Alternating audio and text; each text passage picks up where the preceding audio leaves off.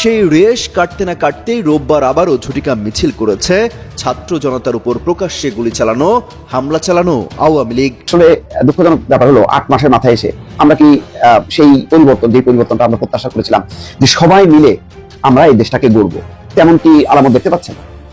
নিশ্চয়ই আমার সাথে একমত আপনারা যে না, দেখতে পাচ্ছেন না। বরং অনেক ক্ষেত্রে হতাশা এই কারণে যে রাজনৈতিক দলগুলো আসলে কি করছে, সরকার কি করছে না, সরকারের উপর আস্থা আছে, সরকারের কার্যক্রমে আপনারা সন্তুষ্ট, অথবা রাজনৈতিক দলগুলোর উপর আপনারা সন্তুষ্ট। তো বাংলাদেশ থেকে কোনো লোক হবেও না আর আসবেও না, কিন্তু যে কোনো দল আসুক, যে কোনো লোক আসুক, এই বাংলাদেশের 71 দল হাতে নিয়েই কাজ করতে হইব, বুঝছেন? বঙ্গবন্ধু যেগুলো কাজ করে গেছে অপূরণীয় কাজ। শেখ হাসিনা আসুক, এই বাংলাদেশটা সুন্দর করুক, করে আবার সাজাক। আমি আশা করি সোনালী সূর্য আবার দেখা হবে।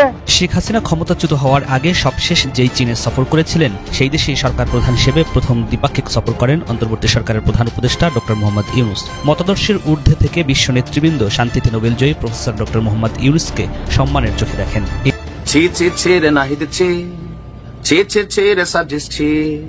তুই ক্ষমতা দেখলো, রাজনীতি দেখলো, চেতনা দেখলো না, আহত দেখলো, সবই দেখলো, চিকিৎসা করালো না।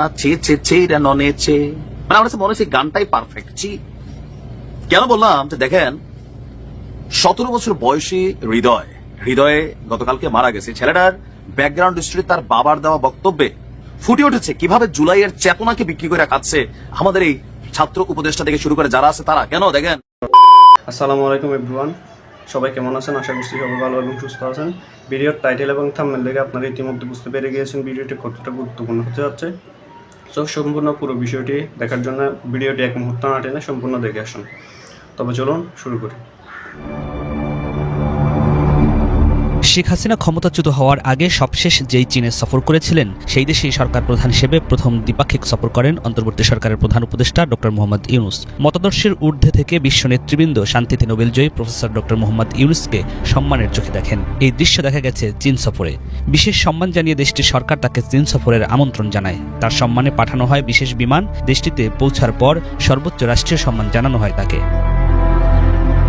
সফরকালে দ্বিপাক্ষিক বৈঠক করেছেন চীনের প্রেসিডেন্ট শি জিনপিং এর সঙ্গে। এছাড়া ক্ষমতাসীন কমিউনিস্ট পার্টির নেতৃবৃন্দ সহ রাষ্ট্রের ঊর্ধ্বতন ব্যক্তিদের সঙ্গেও বৈঠক করেন ডক্টর মোহাম্মদ ইউনূস। চীনের শীর্ষ ব্যবসায়ী নেতৃবৃন্দের সঙ্গেও বৈঠকে মিলিত হন। শুধু তাই নয়, ডক্টর মোহাম্মদ ইউনূসকে চীনের বেইজিং বিশ্ববিদ্যালয়ের সম্মানসূচক ডক্টরেট ডিগ্রি প্রদান করেন। প্রধান উপদেষ্টার চীন সফরে বাংলাদেশের অর্জন বহুমুখী। এ সফরে বেশ বড় ধরনের চমক দেখিয়েছেন তিনি। চীনের কাছ থেকে বিশাল অঙ্কের বিনিয়োগ, ঋণ ও অনুদানের প্রতিশ্রুতি নিয়ে এসেছেন। একই সঙ্গে তিস্তা প্রকল্প বাস্তবায়নেও মিলেছে প্রতিশ্রুতি।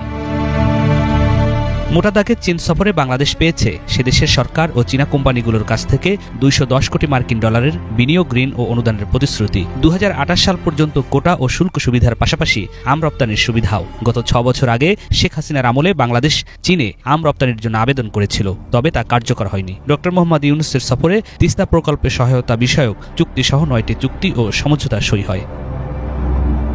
প্রধান উপদেষ্টার চীন সফরের পরপরই থাইল্যান্ডের রাজধানী ব্যাংককে অনুষ্ঠিত হয় বিমস্টেক সম্মেলন। 2 বছরের জন্য সংস্থাটির চেয়ারম্যানের দায়িত্ব পেয়েছে বাংলাদেশ। সম্মেলনে অংশ নেন বঙ্গোপসাগরের চারপাশের দেশগুলোর সরকার প্রধানরা। এখন প্রশ্ন হলো, বিমস্টেক সম্মেলন থেকে কি পেল বাংলাদেশ? বিমস্টেক সম্মেলনে দেনা পাওনার হিসেব করলে অনেক কিছু অর্জন করেছে ডক্টর মোহাম্মদ ইউনূসের অন্তর্বর্তী সরকার। বিশ্লেষক ও পর্যবেক্ষকরা বলছেন, বিমস্টেক সম্মেলনকালে মিয়ানমার সরকারের পক্ষ থেকে প্রায় 2 লাখ রোহিঙ্গার পরিচয় নিশ্চিতের ঘোষণা একটি মাইলফলক। এর আগে রাজনৈতিক সরকারগুলোর পক্ষ থেকে বহু চেষ্টা করেও যে কাজটি করতে পারেনি, ডক্টর ইউনূসের কূটনৈতিক দক্ষতা ও আন্তর্জাতিক ইমেজ এই সাফল্য এনে দিয়েছে বাংলাদেশকে। বাকি রোহিঙ্গাদের ফিরিয়ে নেওয়ার তৎপরতা অব্যাহত আছে বলে জানানো হয়েছে দায়িত্বশীল ব্যক্তিদের পক্ষ থেকে। বিমস্টেক সম্মেলনের সবচেয়ে আলোচিত বিষয় হলো ইউনূস মোদির বৈঠক। বৈঠকে বাংলাদেশের প্রধান উপদেষ্টা ভারতের প্রধানমন্ত্রী নরেন্দ্র মোদির কাছে ফ্যাসিস্ট শেখ হাসিনাকে ফেরত চেয়েছেন। সেই সাথে সীমান্ত হত্যা কমিয়ে আনা, গঙ্গা ও তিস্তা নদীর পানি ব্যবস্থাপনায় ন্যায্যতা নিশ্চিত করা সহ অনেকগুলো অমীমাংসিত ইস্যু আলোচনা হয়েছে বৈঠকে। শেখ হাসিনার দেশবিরোধী ষড়যন্ত্র নিয়েও সরব ছিলেন প্রফেসর মোহাম্মদ ইউনূস। 10 বছর আগের ছবি উপহার দিয়ে মোদিকে পুরনো বন্ধুত্ব মনে করিয়ে দিয়েছেন নোবেল বিজয়ী ইউনূস। এটা ছিল তার ব্যতিক্রমী কূটনৈতিক কৌশল। সবার কাছে এই ঘটনা প্রশংসা পেয়েছে। দেশের স্বার্থ রক্ষায় এর চেয়ে সুন্দর কূটনীতি আর কি হতে পারে?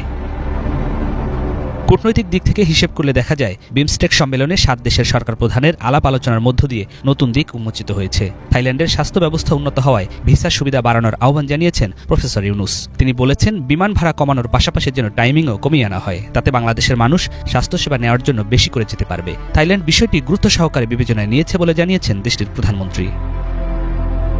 অন্যদিকে শ্রীলঙ্কার প্রধানমন্ত্রীর কাছে বাংলাদেশ থেকে পাচার হওয়া টাকা ফেরত আনার জন্য কারিগরি সহযোগিতা চেয়েছেন ডক্টর ইউনুস। নেপাল ও ভুটান থেকে কিভাবে বিদ্যুৎ আনা যায় তা নিয়েও তিনি আলোচনা করেন। চুপিসারে শুরু হলেও শেষটা নিঃসন্দেহে এক কূটনৈতিক জয়গাথা, একেবারে দারুণ। প্রধান উপদেষ্টা অধ্যাপক ডক্টর মোহাম্মদ ইউনুসের চীন থাইল্যান্ড সফর যেন আঞ্চলিক রাজনীতির মোড় ঘোরানো এক অধ্যায়। এই দুটি সফরের প্রতিটি মুহূর্ত ছিল গঠনমূলক, প্রাসঙ্গিক আর প্রত্যাশা জাগানিয়া। সফর শুধুই আনুষ্ঠানিকতা নয়, এটা আঞ্চলিক নেতৃত্বের লাল কার্পেট। বাংলাদেশের জন্য দরজা খুলেছে কূটনীতি, বাণিজ্য ও পারস্পরিক আস্থা বিনিময়ের, যা পর্যটন, শিক্ষা, ব্যবসায়িক যোগাযোগে নতুন এক দুয়ার খুলে দিতে পারে। সুশাসন, কূটনীতি, অর্থনৈতিক সংহতি সব দিক থেকে ইউনুসের সফর যেন এক সুবাতাস। বাংলাদেশ এখন শুধু পথে নয়, গন্তব্যের কাছাকাছি। এভাবেই এগিয়ে যাবে বাংলাদেশ। নিয়াজ মাখদুম, বাংলা ভিশন, ঢাকা। গেল 10 নভেম্বর নূর হোসেন দিবসকে কেন্দ্র করে প্রকাশ্যে রাজপথে নামার হুঁশিয়ারি দিয়েছিল পলাতক আওয়ামী লীগ, কিন্তু ছাত্র জনতার করা অবস্থানে ধোপে টেকেনি তাদের সেই ফাঁকা আওয়াজ। এরপর থেকে দীর্ঘদিন আর সেভাবে প্রকাশ্যে তেমন আসতে পারেনি তারা। তবে কখনো রাতের আধারে জয় বাংলা লেখা, আবার কখনো ভোর রাতে ঝটিকা মিছিল করেছিল বিচ্ছিন্নভাবে। কিন্তু নতুন করে নিজেদের অবস্থান জানান দেওয়ার চেষ্টা করছে গণহত্যার দায়ে অভিযুক্ত আওয়ামী লীগ। ভারতে বসে একের পর এক উস্কানিমূলক বক্তব্য দিয়ে যাচ্ছেন ক্ষমতাচ্যুত সাবেক প্রধানমন্ত্রী শেখ হাসিনা। তিনি আবারও দলের নেতাকর্মীদের মাঠে নামার জন্য ফুসলাচ্ছেন, দিচ্ছেন একের পর এক অডিও বার্তা। ভারতে পলাতক শেখ হাসিনার সেই বার্তা শুনে অনেকে রাজপথেও নেমে আসছেন। গেল 26শে মার্চ স্বাধীনতা দিবসের দিন ভোরে খোদ রাজধানীর গুলিস্তানে ঝটিকা মিছিল করেছে আওয়ামী লীগের নেতাকর্মীরা। সেদিন বেশ কয়েকটি মিছিলের ভিডিও ছড়িয়ে পড়ে সামাজিক যোগাযোগ মাধ্যমে। সেই রেশ কাটতে না কাটতেই রোববার আবারও ঝটিকা মিছিল করেছে ছাত্র জনতার উপর প্রকাশ্যে গুলি চালানো, হামলা চালানো আওয়ামী লীগ। রোববার সকাল 7:10 দিকে বাইতুল মোকাররমের দক্ষিণ গেট থেকে এই ঝটিকা বিক্ষোভ মিছিল শুরু হয়। বঙ্গবন্ধু এভিনিউতে আওয়ামী লীগের কেন্দ্রীয় কার্যালয়ে গিয়ে মিছিলটি শেষ হয়। মহানগর আওয়ামী লীগের পক্ষ থেকে বলা হয়েছে, মিছিলটি রাজধানীর বিভিন্ন থানা, ওয়ার্ডের সভাপতি, সাধারণ সম্পাদক সহ বিভিন্ন পর্যায়ের নেতাকর্মীরা অংশগ্রহণ করেছেন। মিছিলে নেতাকর্মীরা বিভিন্ন স্লোগান দেন। বিক্ষোভ মিছিলটি অনুষ্ঠিত হয় ঢাকা মহানগর দক্ষিণ আওয়ামী লীগের সাবেক সাধারণ সম্পাদক শাহ আলম মোরাদের নেতৃত্বে।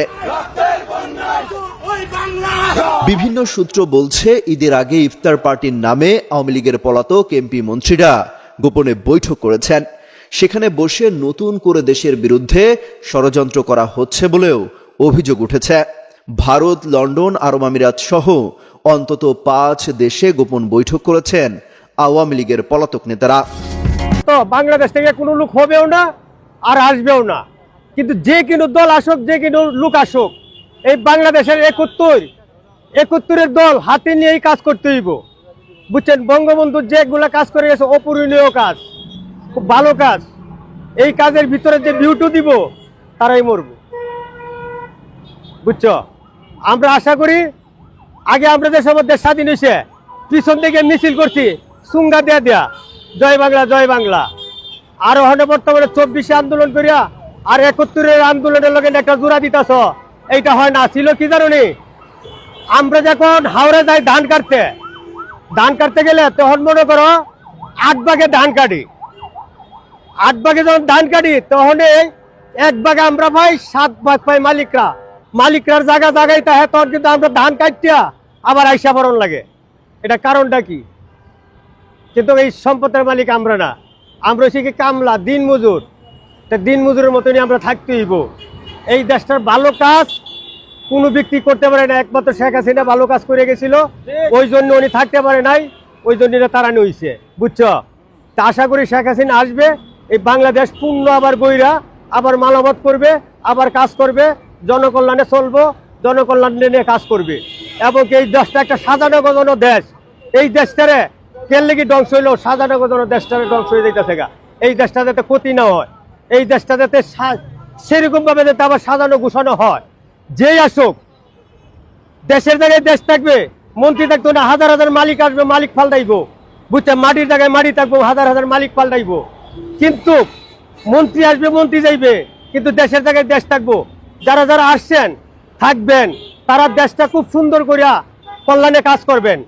যেই আসবেন, আমরা আশা করি যে সামনের দিনগুলো যারা আসবেন তারাও যাতে সুন্দর সুস্থভাবে সুস্থ জ্ঞানে যাতে দেশটারে আপনারা যাতে মনে করেন পরিচালনা করেন। আচ্ছা, এবং কি গরিব দুঃখী মিন্নতর মানুষের প্রতি লক্ষ্য রাখবেন। এই দেশের মধ্যে 18 কোটি মানুষের ভিতরে হয়তো 3 কোটি লোক আছে ধনী, হ্যাঁ, আর মনে করেন বাদ বই 2 কোটি লোক আছে মুসলিম সাইডার, বাদ বই লোক হয়েছে গরিব লোক। এই গরিব লোকেরা তো কারো না কারো ভোট দেয়, তাহলে ভোট দেয় এরা তো বাংলাদেশের নাগরিক। এক নাগরিক হিসেবে তো মনে করেন হ্যাঁ এই দেশের মাটির তৈরি। তা আমি আশা করি বঙ্গবন্ধুর জয়যুক্ত হোক, শেখ হাসিনা আসুক, এই বাংলাদেশটা সুন্দর করুক, করে আবার সাজাক। আমি আশা করি সোনালী সূর্য আবার দেখা হবে, কালো চাঁদ কালো বৃষ্টি আবার উইরা যাবে, সোনালী সূর্য আবার দেখা হবে। জয় বাংলা, জয় বঙ্গবন্ধু। দর্শক, আজকে কয়েকটা বিষয় নিয়ে আপনাদের সঙ্গে মত বিনিময় করব। অবশ্যই রাজনৈতিক বিষয়। আমার মনের মধ্যে যে ভাবনাগুলো এসে জড়ো হচ্ছে সেগুলো আপনাদের সাথে শেয়ার করব। আমার কোনো মতামত চূড়ান্ত না, কিন্তু আমি আমার এই ধারণা ভাবনাগুলো আমি ফেলে দিতে পারছি না। হয়তো আমার এই চিন্তা ভাবনাগুলো আপনারাও ভাবছেন, তা আপনারা যা ভাবছেন সেটা তো আমি জানতে পারছি না। আমি যেটা ভাবছি সেটা আমি প্রকাশ করছি আমার এই চ্যানেলের মাধ্যমে। আপনারা একটু মনোযোগ দিয়ে শুনে একটু মিলায় নেবেন। মিলায় নেওয়ার দরকার এই কারণে, দেখেন, এই যে 5ই আগস্ট একটা অসাধারণ একটা রাজনৈতিক পট পরিবর্তন হলো। এই পরিবর্তনে আপনাদের সবারই একটা অংশগ্রহণ আছে, আছে না? কে নেই? বাংলাদেশের এমন কোনো বাসাবাড়ি আছে যে বাসাবাড়ি থেকে কোনো না কোনো সদস্য এসে অংশ নেয়নি? কোনো কোনো বাসায় আমি জানি যে পুরো পরিবার সুদ্ধা নেমে গেছে, যে একটা পরিবর্তন তারা চায়। কিন্তু আসলে দুঃখজনক ব্যাপার হলো 8 মাসের মাথায় এসে আমরা কি সেই পরিবর্তন, যেই পরিবর্তনটা আমরা প্রত্যাশা করেছিলাম যে সবাই মিলে আমরা এই দেশটাকে গড়ব, তেমন কি আলামত দেখতে পাচ্ছেন? নিশ্চয়ই আমার সাথে একমত আপনারা যে না, দেখতে পাচ্ছেন না। বরং অনেক ক্ষেত্রে হতাশা এই কারণে যে রাজনৈতিক দলগুলো আসলে কি করছে, সরকার কি করছে না, সরকারের উপর আস্থা আছে, সরকারের কার্যক্রমে আপনারা সন্তুষ্ট, অথবা রাজনৈতিক দলগুলোর উপর আপনারা সন্তুষ্ট। ফলে একটা হতাশা কিন্তু দিনকে দিন মানে বাড়ছে, বা এর পরিমাণটা বেশ গভীর হচ্ছে। সেই কারণে আমি বলছি যে আপনাদের, দেখেন, আপনাদের চিন্তা ভাবনার ফসল কিন্তু এই পরিবর্তন, আপনাদের চিন্তা ভাবনার ফসল এই বর্তমান সরকার। দেখতে পেরেছেন ভিডিওটি কতটা গুরুত্বপূর্ণ। তো এরকম গুরুত্বপূর্ণ ভিডিও আরও পাওয়ার জন্য চ্যানেলটি অবশ্যই সাবস্ক্রাইব করে রাখবেন এবং দেখা হচ্ছে পরবর্তী ভিডিওতে। সে পর্যন্ত সবাই ভালো থাকবেন, সুস্থ থাকবেন। আল্লাহ হাফেজ।